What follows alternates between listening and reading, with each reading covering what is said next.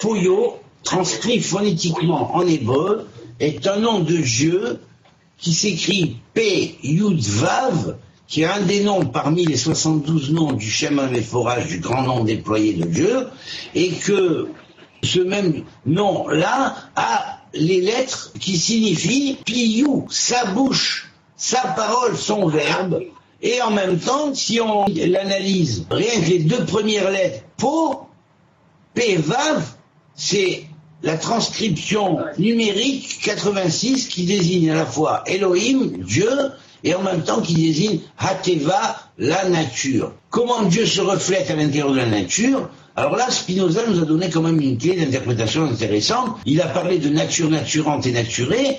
C'est vrai que les Grecs avaient un esprit très axé sur le panthéisme, et quelque part, ça leur parlait ce terme, parce que en fait, ça représentait la force qui va faire, qui va créer au travers d'une nature qui est à la fois physique, matérielle, visible, et une nature qui n'est pas physique, qui est plutôt axée vers le quantique. Alors donc, on avait ici Poyo, qui veut dire la bouche, la parole divine, le verbe, qui est à la fois créateur et acteur, et qui crée et qui fait. On a le terme qu'on lit tous les jours dans la prière, Omer Verosé. Il dit et il fait. Il dit par le verbe et il fait par l'action. Mais en vérité, il pense avant, et ça c'est Bereshit, c'est l'origine même de la pensée. Alors, par contre, il y a Aquila, donc un autre traducteur grec, qui a traduit par Ktizo. Ktizo. Plus dans le sort de créer. K-T-I-Z-O, Ktizo. Le terme Ktizo grec, okay. Je vais te le traduire en phonétique, en hébreu et en formule militaire. Kt, c'est kat. Ça veut dire hiérarchie d'organisation. Les katotes, au pluriel, des différents malachim, d'anges, qui sont au-delà de la création physique. Et ces katotes marquent une hiérarchie organisée. Alors, le mot zou fait en valeur numérique 1, une, et qui est hiérarchisé selon un principe ordonné dans l'unité. D'accord. Je peux rajouter une petite chose sur bara, du mot bar. Dans les langages occidentaux, on va souvent le mot bar, qui vient en fait du mot libéré aussi, parce que du coup on a bar, béré, bara. On a aussi ce mot-là. Bah tu sais, il y a aussi les 3-7, alors le bar au casino. En cette année 5777 qui se termine par 3 x 7, il explique, Rabbi Abraham Moulafia, c'est la bénédiction qui tombe du ciel. Il appelle ça bar, en disant que 3 fois le mot bar fait en valeur numérique 202 plus 202 plus 202, c'est-à-dire 606, oui, qui est la valeur numérique de Thor, qui veut dire la colombe. On lui rajoute un « et » à la fin, on fait Torah. Donc le bar, c'est le vrai jackpot, mais le jackpot spirituel de recevoir sur les 3 mondes, le monde intermédiaire, psychologique, émotionnel et le monde spirituel, doivent recevoir, donner la bracha à tous les êtres de chaque monde contenant les 3 phases, qui vient de la colombe céleste, qui s'appelait Thor, et qui est la racine du mot Torah, qui est la loi de Dieu, ou le livre de feu, qui s'est fait verbe de Dieu et code de tout l'univers et de sa création. Pareil que c'est mythologique nordique. C'est-à-dire Thor. Ah, Thor, le Thor. Oui, bah oui, Thor. Il y a aussi les mêmes lettres pour Arthur, de la légende arthurienne. Arthur, bah oui, Arthur. C'est les mêmes lettres, c'est Torah, Arthur. C'est les mêmes lettres, mais ce qui est extraordinaire dans Arthur, et toutes les légendes du Graal qui parlent avec les chevaliers de la table ronde, et en fait les 12 chevaliers de la table ronde, ça représente les 12 fameuses tribus symboliques aussi, bon, enfin c'est une continuité. Je ne veux pas rentrer dans les secrets du décryptage en cavale phonétique de tous les termes des chevaliers de la table ronde, de Lancelot, de Camelot et compagnie, parce que là franchement, voilà, c'est sidérant. Alors Elohim, lui, il va le traduire, c'est intéressant parce que justement Pablo Devi, il traduit par lui, les dieux. Moi je traduis ça par lui, elle, les dieux. Lui, elle, les dieux. Lui, elle, il est lui-même les dieux et les déesses. Le nom de Elohim est à la fois un nom et en même temps une hiérarchie. Le nom désigne le Dieu suprême, Elohim, et la hiérarchie qui s'établit en lui de par les pouvoirs qu'il va transmettre à différents degrés hiérarchiques d'anges, d'archanges, de supra-archanges, d'archanges incréés, visage divin, jusqu'à ce que ça arrive aux juges qui sont appelés aussi des Elohim parce qu'ils jugent avec Dieu les choses, jusqu'à des prophètes comme Moïse et Aaron qui vont être appelés des Elohim quand ils vont aller parler à Pharaon. Donc, le terme Elohim représente des degrés hiérarchiques spirituels d'élévation. Tous ces degrés, formant tous les dieux de toutes les nations, sont inclus dans le mot Elohim. Quelle que soit la nation dont on parle, aussi bien les Grecs, les Égyptiens, tous ces dieux-là sont appelés Elohim dans leur totalité. Le mot de Eloha, qui veut dire Dieu lui-même, et là ça désigne que Dieu. Et le Yim qui vient après, qui désigne la pluralité.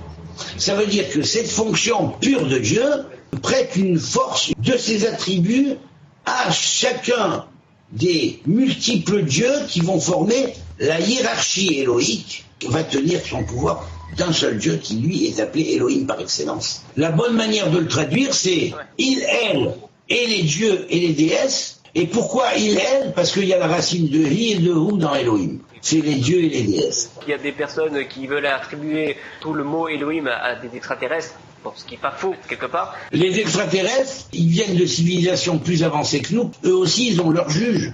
Et qu'est-ce qu'un juge terrestre par rapport à des civilisations qui sont plus avancées que nous, moralement, spirituellement? Parce que c'est que ça qu'on appellera les anges de la catégorie des Ishim, parce qu'ils sont proches de l'homme, et les plus proches de l'homme, ceux de la 10e hiérarchie, qui peuvent être appelés Elohim, Tsevaot, les armées divines. Mais ces armées divines ne sont pas appelées Elohim, Tsevaot, quand ils viennent pas du Dieu suprême, faisant partie de son royaume.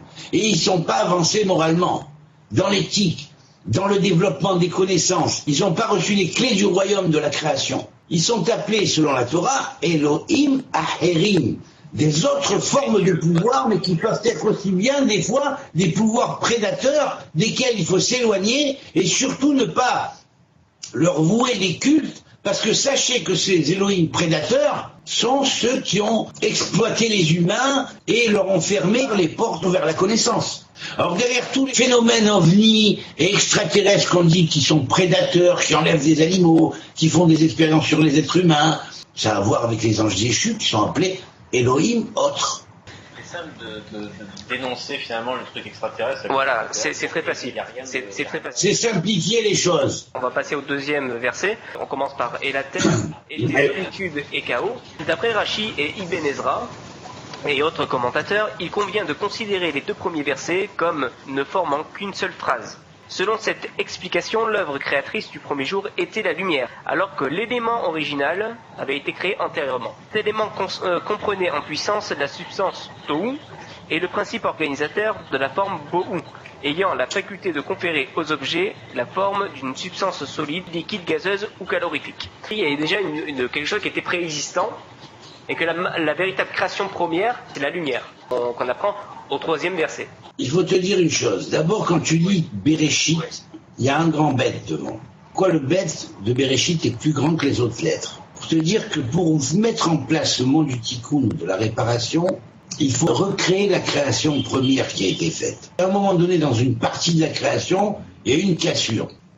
Et cette cassure, pour la réparer, faut que Dieu fasse descendre de l'infini son livre, qui est le livre du Verbe, pour permettre de réparer la cassure qu'il y a eu dans la création et permettre que cette création puisse évoluer ensuite vers un monde futur sans plus de cassure jamais. C'est un grand bête qui va être à la base de cela. Nous avons derrière cette formule-là le bête et le réchit, le commencement d'une nouvelle création, qui va être une deuxième création, mais qui, elle, va s'opérer à partir d'un nouveau principe qui est descendu de l'infini, qui va être symbolisé par ce grand bête-là. Alors, Tohu, ça pourrait vouloir dire désordre et chaos, informe et vide, en parlant tout d'abord du mot Tohu, que certes ça représente un monde qui est plénipotentiaire et par une rétraction, une cassure qu'il y a eu, on va recréer le monde parce que le monde est tombé dans une sorte de chaos. En grec, on sait que chaos et chaosmos, c'est la même racine. C'est que la mise en place de l'ordre dans le chaos va prendre tous ces éléments qui sont tous mélangés les uns aux autres, le fait de mettre en ordre le cosmos, l'extraordinaire fait de l'hébreu, et là en parallèle avec le grec, c'est que dans le mot hébreu, Tahu, c'est Tahu. Tohu, c'est aussi le Tao en chinois. C'est la voix qui n'est pas une voix, la voix qui est au-delà de tout, qui contient aussi bien le yin, le yang que tous les éléments, la voix du non-agir, où tout est là, mais il n'y a pas d'action encore. Et puis, d'un coup, va se mettre en action Alors à ce moment-là, on va permuter les lettres de Tohu et on va voir Ha-Tav, le Tav. Mais le Tav, c'est quoi en hébreu? C'est la note musicale. Alors c'est comme si Dieu fait partir la création d'une première note. Et il a lancé l'éternité comme ça, parce que l'éternité se dit Netzach. Comment on dit un chef d'orchestre? Menatseach, celui qui mène vers l'éternité. Vous voyez, la musique. Et à partir de là, les sphères vont se mettre en place et il va y avoir ce qu'on a appelé la musique des sphères qui va en sortir avec l'ordre du monde, qui va changer le chaos en chaosmos, qui va changer le tohu en atav. Atav, ça veut dire la note de musique. Et alors, quand on va relire, au lieu de atav, tav, he, tav plus he, c'est la note 5. Quelle est la note 5? Do, ré, mi, fa, sol, sol. Et sol, c'est le secret du soleil primordial. C'est le seul principe de la lumière. Quand le soleil primordial apparaît, l'énergie qu'on va appeler dite l'éther-lumière va faire classer les formes entre elles, et à ce moment-là, la troisième phase qu'on va appeler tavé. Tavé, c'est quoi? Tavé, en un mot, ça veut dire tracer des formes. Alors c'est parti d'une note, peut-être le do. Après, il y a eu la clé de sol. Et puis, à partir de là, la mélodie s'est mise en place, la musique des sphères, et toutes les choses sont apparues, classifiées en tant que forme, et progressivement du genre les jours de création. Et le bohu, ça représente un aspect complémentaire du tohu, qui veut dire en fait, bohu vient en moi. Alors donc, ça représentera quoi? L'esprit, la force d'attraction du vide qui veut devenir quelque part plein. L'univers tient pratiquement sur le vide. Si on compressait tout, c'est vrai qu'on en ferait un germe de blé. Et alors maintenant, la terre était tohu, bohu, rocher. Alors on a le troisième mot qui est rocher. Ça représente quoi? Moi je sépare en hash et shach. Hash, ça veut dire ressentir. C'est formé de chet et de shin. Le principe des trois cerveaux qui sent le futur, qui voit le futur, parce que le chet ici c'est le symbole du futur, Abba fait 8. Ce principe du grand cerveau qui voit le futur, on pourrait dire qu'il pressent qu'il est dans le rocher. Alors qu'est-ce qu'il va vouloir faire? Il va vouloir attirer à lui les 32 voies 10 sphirotes, qui sont les 32 voies de la sagesse multipliées par les 10 sphirotes. Alors Hash et Shach, il ressent les 32 voies de la sagesse déployées sur les 10 sphirotes de l'éternel, et il sent combien il est obscurité par rapport à cette lumière. Al penetehom, au-dessus de la face de l'abîme, ça veut dire quoi? Au-dessus de la face du grand vide. Tehom, c'est le grand vide qui contient à la fois le tohu et le même. C'est le grand vide dans lequel il n'y a rien, mais le même va servir de matrice pour attirer la forme et la faire rentrer dans la matière primordiale du vide, qui est appelée matière éthérique originelle de base. Et à partir de là, la matrice attire vers elle des formes qui lui viennent de plus haut, et la première des formes qui va apparaître ensuite, c'est Rocher Alpenteom, Veluach Elohim Erachefet Alpeneamaim, le souffle de Dieu plané au-dessus des eaux. Les eaux vont symboliser la purification. On pourrait dire c'est comme si que l'espace vide, après la brisure, avait rejoint un espace vide qui était avant la création. J'avais lu des commentaires sur Tohu, Bohu, Rocher et Théom. Tohu, c'est le singulier de Théom. Pas vraiment le singulier, sinon on aurait dit Tohu ou Im. Et Bohu, il dit que c'est la racine de Behemoth. En fait, le principe Bohu, il n'est pas complètement négatif, mais il veut de positif trop vite. En essayant de griller les étapes, le Bohu fait des catastrophes. Il traduit Tohu par étonnement, stupéfaction.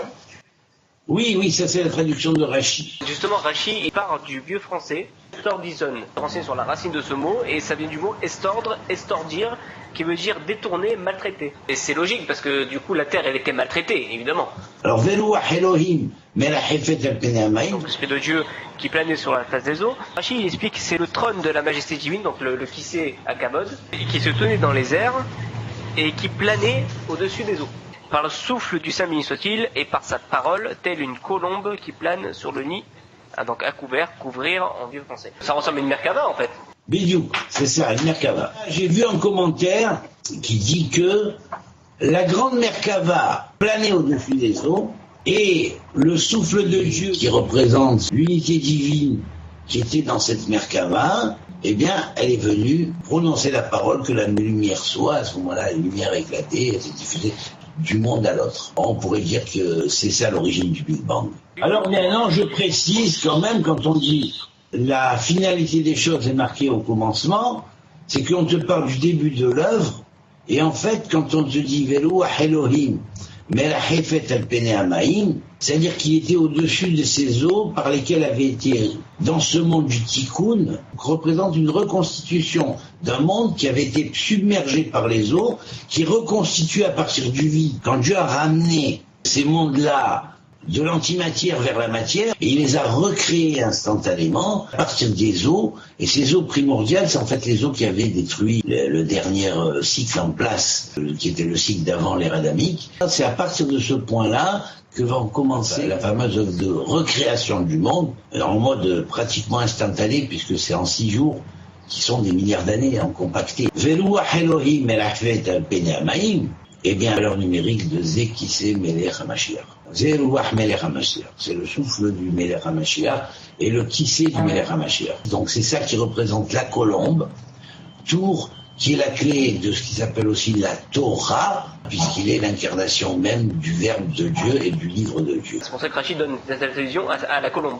Ça fait référence à la Torah. Merci beaucoup, David. Tu nous as éclairé sur pas mal de points. Il faut écouter plusieurs fois. Vous allez avoir des informations qui vont vous compresser ce que vous pourriez étudier, et pour en arriver après à trouver ces vérités, il vous faudra des années et des années.